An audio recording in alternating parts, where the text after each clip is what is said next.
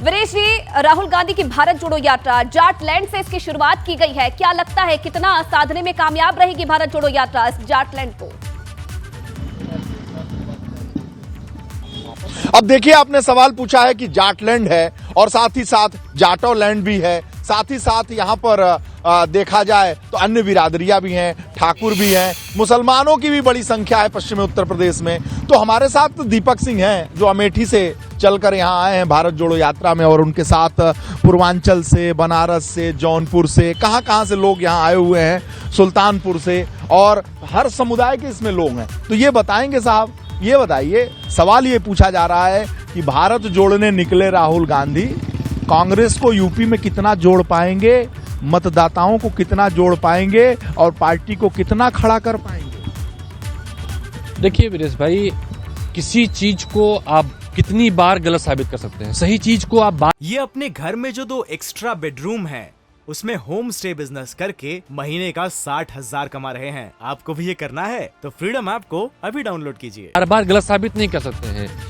कांग्रेस इस हिंदुस्तान की जरूरत है, राहुल गांधी इसका नेतृत्व कर रहे हैं, और जिस तरह से भारतीय जनता पार्टी ने पूरे देश में, उत्तर प्रदेश में दुष्प्रचार किया, अपना टारगेट सेट किया एक अमुक पार्टी के लिए कि यही लड़ाई चुनाव लड़ रही है, तो बार बार लोगों से गलतियां हुई, हम सबसे गलतियां हुई या उत्तर प्रदेश देश वालों से हुई, उसका खामियाजा हुआ कि हमारा देश कमजोर हुआ, उत्तर प्रदेश कमजोर हुआ, बेरोजगारी बढ़ी, महंगाई बढ़ी, और राहुल गांधी को बदनाम करने को जो आपने प्रश्न पूछा ना, वो बार बार इतनी बार चीजें कही गई, उससे राहुल गांधी और कांग्रेस को बदनाम किया गया।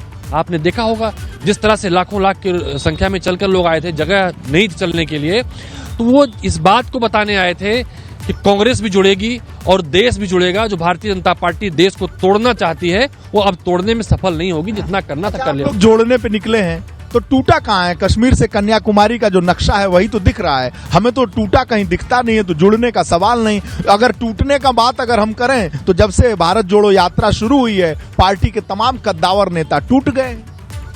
देखिए, ये गांधी, नेहरू, पटेल जैसे तमाम स्वतंत्रता संग्राम सेनानियों का गढ़ा हुआ देश है, इसे कोई छोटा सा आदमी तोड़ नहीं सकता। तोड़ने का काम कहाँ किया? उनके पास संवैधानिक ताकत थी, उस संवैधानिक ताकत का दुरुपयोग किया, ये देश तोड़ना हुआ।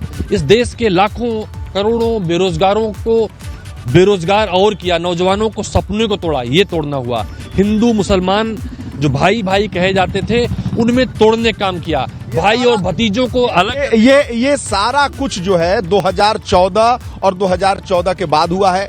न यहाँ जातीय राजनीति थी, न धार्मिक राजनीति थी, न सामाजिक राजनीति थी, न महंगाई थी, न बेरोजगारी थी, ये आपका कहना है ना?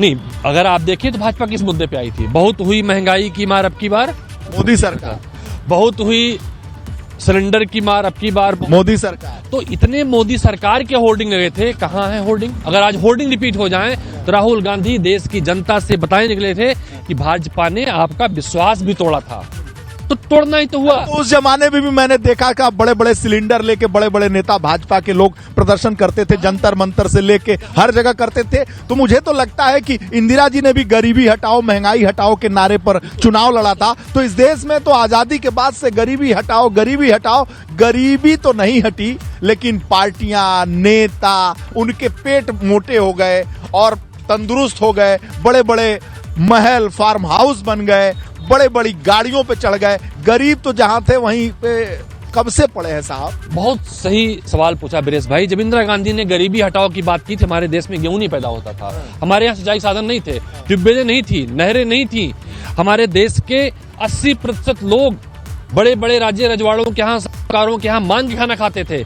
गरीबी हटी कि हमारा देश अपने आप में आत्मनिर्भर हुआ। अन्न में जो सड़कें दिखाई पड़ती हैं, फ्लाईओवर दिखाई पड़ते हैं, बड़े बड़े अच्छे अच्छे घर दिखाई पड़ते हैं। ये अपने घर में जो 2 एक्स्ट्रा बेडरूम है उसमें होम स्टे बिजनेस करके महीने का 60,000 कमा रहे हैं। आपको भी ये करना है तो फ्रीडम ऐप को अभी डाउनलोड कीजिए।